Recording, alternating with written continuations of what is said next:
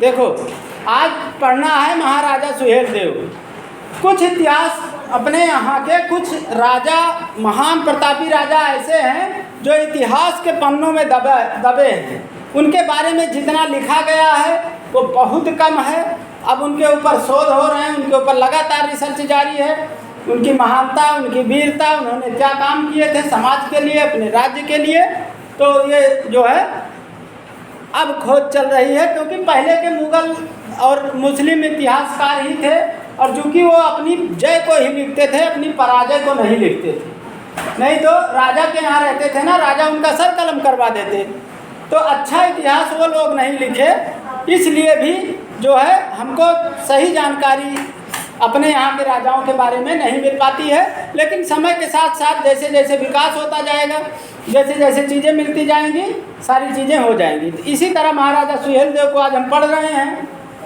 हम इनकी मैंने बोर्ड पर भी लिख दिए हैं, इनको पाठ को पढ़ा दिए हैं। इनके बारे में जो चीज़ें किताब में नहीं है, कहीं कहीं से जुटा करके हम भी पढ़े हैं, वो चीज़ें हम आपको बता रहे हैं।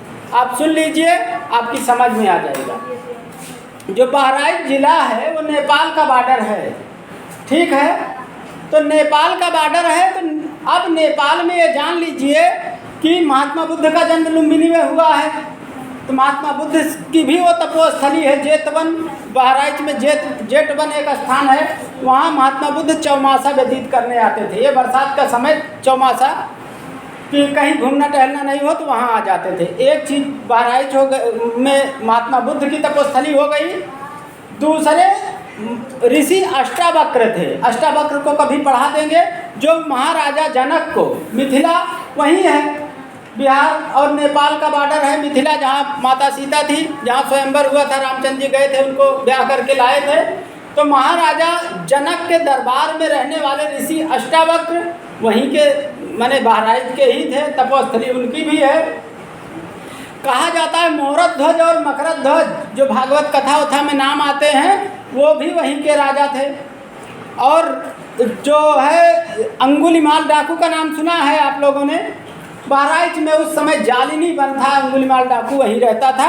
वहाँ उसको जो है महात्मा बुद्ध ने अहिंसा का पाठ पढ़ाया था। ये तो हो गया बहराइच के बारे में, बहराइच और नेपाल की सीमा के बारे में वो ऐतिहासिक पौराणिक दृष्टिकोण। अब देखिए कि कुछ जो है मत अलग अलग हैं इनके बारे में। इनका जन्म 990 ईस्वी में हुआ है और इनकी मृत्यु 1050 ईस्वी में हुई है। लेकिन मैं आपको ये भी बता दूं कि इनका जो शासन काल है 1027 से 1077 तक है। इससे स्पष्ट होता है कि जन्म और मृत्यु की तिथियां प्रमाणित नहीं है, क्योंकि अगर मृत्यु इनकी 1050 में हो जाएगी तो शासन 1077 तक कैसे चलेगा।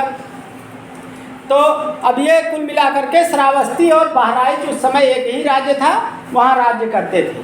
महाराजा सुहेलदेव 1027 में इनका राज्यारोहण हुआ था। जाति के बारे में बता दिए हैं कि कोई इनको पासी जाति के कहते हैं, कोई भर थारू या भर जात के कहते हैं, कोई भर राजपूत कहते हैं। और इनको जो है दो मत है, माने अवध गजेटियर के हिसाब से क्या बातचीत हो रही है। अवध गजेटियर के हिसाब से इनके पिता का नाम प्रसेनजीत है, जो बहराइच के राजा है, अवध गजेटियर के हिसाब से। दूसरा है कि अब्दुल रहमान रशीदी चिश्ती, क्या नाम, अब्दुल रहमान रशीदी चिश्ती ने 17वीं शताब्दी में एक पुस्तक लिखी मिरात मसूदी। तो जो है उसमें इन्होंने बताया कि ये जो है मोहरत ध्वज के बड़े बेटे हैं, ठीक है। वैसे इनके पिता का नाम क्या है, बिहारी मल है, और माता का नाम जयलक्ष्मी है। अब देखिए क्या हुआ। महमूद गजनवी सबसे वो भारत आया था जब गजनी का शासक, तो उसने बड़ा तहस नहस कर दिया, यहाँ के लोगों को मारा, कत्लेआम किया। और उसी का भांजा सैयद सालार मसूद है, वो जो है पंजाब से जीतता हुआ दिल्ली आ पहुँचा। और दिल्ली के बाद उसने क्या किया, अपनी छोटी छोटी सेनाओं को दिल्ली के आसपास के उत्तर प्रदेश के अवध प्रांत के सारे इलाकों में, उस समय अवध प्रांत जो है लखनऊ दिल्ली के बाद प्रभावी राज्य था, अवध प्रांत में उसने छोटे छोटे अपने उनको भेज दिया लड़ाई लड़ने के लिए। और जब यहाँ देखा कि राजा सुहेल देव ने 21 राजाओं का संघ बना करके उनको सबको हरा दिया था, तो वो सैयद सालार मसूद खुद आया युद्ध लड़ने। और बहराइच जो स्थान है, बहराइच रेलवे स्टेशन है, वहाँ से 7.5 किलोमीटर दूर चितौरा झील है। चितौरा झील से के पास एक नदी निकली हुई, टेढ़ी नदी, उसको कुटिला भी कहते हैं। उसी नदी के किनारे 1034 में युद्ध हुआ। और 1034 में युद्ध हुआ, वो युद्ध इतना भयानक था कि जो है इसने महाराजा सुहेल देव की सेनाओं ने सैयद सालार मसूद की पूरी सेना को तहस नहस कर दिया और सैयद सालार मसूद शाह मारा गया। और उसके बाद जो है उन्हीं की याद में, मैंने अपने विजय को पर्व के रूप में मनाने के लिए महाराजा सुहेल देव ने ऋषि बलार्क का एक आश्रम था, वहाँ पर उन्हीं मंदिर बनवाया बहुत बड़ा। अब मंदिर बनवाया, उसके बाद आप जान ही रहे हैं कि यहाँ के मंदिर को तोड़ करके मस्जिदें जगह जगह बनाई गई, जगह जगह दरगाह बना दिए गए। जैसे राम जन्मभूमि को भी तोड़ दिया गया था। इसी तरह से चूँकि मुग़ल आए थे तो उनको तोड़ करके अपनी चीज़ें बना लेने में ज़्यादा वो आता था। तो जो है नासिरुद्दीन शासक था। नासिरुद्दीन 1250 ईस्वी में जब दिल्ली सल्तनत की शुरुआत हो गई थी, तो नासिरुद्दीन शासक ने उसको जो है क्या किया, जो महाराजा सुहेल देव ने जो मंदिर बनवाया था ऋषि बलार्क का, उसको तोड़वा करके वहाँ, क्योंकि मार दिया गया था सैयद सालार मसूद शाह, कहाँ, बहराइच में, तो बहराइच में ही उसको दफना दिया गया। और जब दफना दिया गया तो और यहाँ इन्होंने मंदिर बनवा लिया अपने विजय के उत्सव के पर्व में, उत्सव के रूप में। ऋषि बलार्क संत थे, उन्हीं के आश्रम को मंदिर में बदल दिया।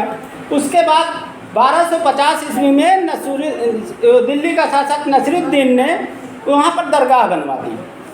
अब एक चीज़ और बता दें, जो मुस्लिम बच्चे यहाँ बैठे हुए हैं, वो चिश्तिया संप्रदाय के जो लेखक थे, कौन, अब्दुल रहमान रसीदी चिश्ती, उन्होंने जो पुस्तक अपनी लिखी है मीराते मसूदी में, उन्होंने कहा है कि मसूद शाह का जन्म अजमेर में हुआ था। कहाँ? 1014 ईस्वी में अजमेर में हुआ था। जो चिश्तिया संप्रदाय था, चिश्तिया संप्रदाय वो भारत में बहुत फल फूल रहा था। जैसे वो है नहीं, चिश्ती की दरगाह है अजमेर में, है उन्हीं संप्रदाय के। फिर देखो देवा शरीफ में किसकी मजार है? बाराबंकी में देवा शरीफ है ना, बाराबंकी में देवा शरीफ है। और बहराइच में क्या है? सैयद सालार मसूद शाह की जो दरगाह है, जो मंदिर के पास बनवा दी गई 1250 में। नसीरुद्दीन के द्वारा वहाँ लोगों का आना जाना शुरू हो गया। और चूँकि चिश्तिया संप्रदाय से वो ताल्लुक़ रखता था, इसलिए जो चिश्ती संप्रदाय के लोग थे उनको अपना वो मानने लगे, आदर्श मानते थे उनको। तो कहते नहीं अपने गाँवों में गाजी मियाँ की बारात जा रही है आज। तो जिस दिन देवा शरीफ का मेला शुरू होता है बाराबंकी में, बाराबंकी अपने हैदरगढ़ से 50 किलोमीटर बाराबंकी है, और बाराबंकी से 18 किलोमीटर उसी सीतापुर वाले रोड पे देवा शरीफ है। और देवा शरीफ के बाद आप आगे निकलेंगे तो फतेहपुर हो जाएगा। फतेहपुर से बहराइच को रोड चली जाएगी और इधर महमूदाबाद सीतापुर को रोड चली जाएगी। तो जब जिस दिन वो चलता है देवा शरीफ का मेला शुरू होता है, जब वहाँ गाजी मियाँ की बारात पहुँचती है, तो उसी दिन जो है उस दरगाह पर भी मेला लगता है। और वहाँ वो जो सुहेल देव समाज के लोग हैं वो अपना वो मनाते हैं, विजय दिवस मनाते हैं उस दिन। तो ये चीज़ें हो गई।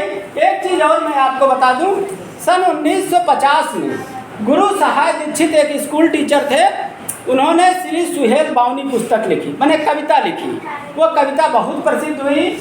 और एक चीज़ और है, 21 फरवरी 2021 को सुहेल देव का स्मारक बन रहा है। उसको अपने आदरणीय माननीय प्रधानमंत्री मोदी जी ने वर्चुअल शिलान्यास किया है। तो बहराइच में सुहेल देव का वो बन रहा है, मैंने क्या बन रहा है, स्मारक। ये उनकी 21 फरवरी को वो मनाई जाती है ना, जयंती मनाई जाती है, उसी के अवसर पे किया था। दूसरे चीज़ और एक चीज़ बता दूं, आजमगढ़ में नया विश्वविद्यालय खुला है। अपने देश के गृह मंत्री अमित शाह जी ने उनसे योगी जी से कहा कि सुहेल देव के नाम पर आजमगढ़ विश्वविद्यालय का नाम रखा जाएगा। तो आजमगढ़ यूनिवर्सिटी का नाम, नई यूनिवर्सिटी अभी खुली है, 3-4 यूनिवर्सिटी नई खुली है, वो हम इतिहास में जब पढ़ाएंगे तो बता देंगे। तो आजमगढ़ विश्वविद्यालय का नाम महाराजा सुहेल देव के नाम पर रखा जाएगा। ये इतनी जानकारियाँ हो गई। और जो छूट गई होगी थोड़ी बहुत जानकारियाँ, हाँ एक चीज़ और है, जो महमूद गजनवी के साथ के लेखक थे, जैसे उत्तमी था और अलबरूनी था। अलबरूनी ने क्या लिखा था? पुस्तक लिखी किताबुल हिंद, मैंने हिंद के बारे में लिखा उसने।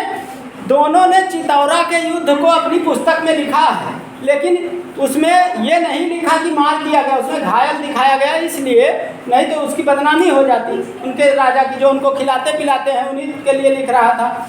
तो उत्तमी और उन्होंने अलबरूनी ने जो है उस युद्ध का जिक्र किया है।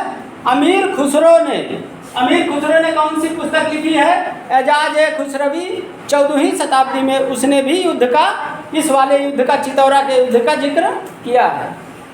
अब महाराजा सुहेल देव जो हैं इतने प्रतापी शासक हो गए थे, 21 लोगों का संगठन बना लिया था। जहाँ राजा आपस में भारत के लड़ रहे थे, युद्ध कर रहे थे, तभी तो दूसरे देश के लोग आए, गुलाम बना लिए हम लोगों को। वहाँ पर महाराजा सुहेल देव एकता के प्रतीक हैं। सभी 21 राजाओं का संगठन बना करके लड़ते रहे, बाहरी आक्रमणकारियों से हमेशा लोहा लेते रहे। और बहराइच, सीतापुर, लखनऊ, बाराबंकी, गोरखपुर, ये जितने ज़िले हैं, अवध का पूरा एरिया, अवध प्लस पूर्वांचल का पूरा एरिया, उसको कभी कब्जा नहीं होने दिया। इसके लिए महाराजा सुहेल देव के हम लोग अवध प्रांत के हैं, इसलिए भी आभारी हैं और हमेशा रहेंगे। और अब हमें जैसे जैसे नई खोज इनके बारे में होती जाएगी, इनके बारे में जो है और जानकारियाँ मिलती जाएगी। सुहेल नगर इन्हीं के नाम पर जो है बनाया गया है, सुहेल नगर बसाया गया है, जहाँ पर पराजित किया था सैयद सालार मसूद गाजी को। तो इसीलिए बहराइच की दरगाह और देवा शरीफ की दरगाह वहाँ बन गई है। वो तो मुग़ल काल में जो है उनकी शुरुआत हो गई थी। कुल मिला के सुहेल देव के बारे में इतना जो हम बता दिए हैं, इस हिसाब से नई जानकारियाँ भी बता दिए हैं, पुरानी जानकारियाँ भी बता दिए हैं। जन्म और इनके शासन के बारे में जो डेट में कंट्राडिक्शन है, मतभेद है, उसको बता दिए हैं। बंगाल अवध गजेटियर क्या कहता है इनके पिता के बारे में, वो बता दिए हैं। और मीराते मसूदी क्या कहते हैं इनके पिता के बारे में, वो बता दिए हैं। बाकी इसका क्वेश्चन आंसर लिखवा देंगे। इस तरह से महाराजा सुहेल देव से विदा लेते हैं, फिर अगले क्लास में देखा जाएगा। कल से हिंदी व्याकरण रहेगा, ठीक।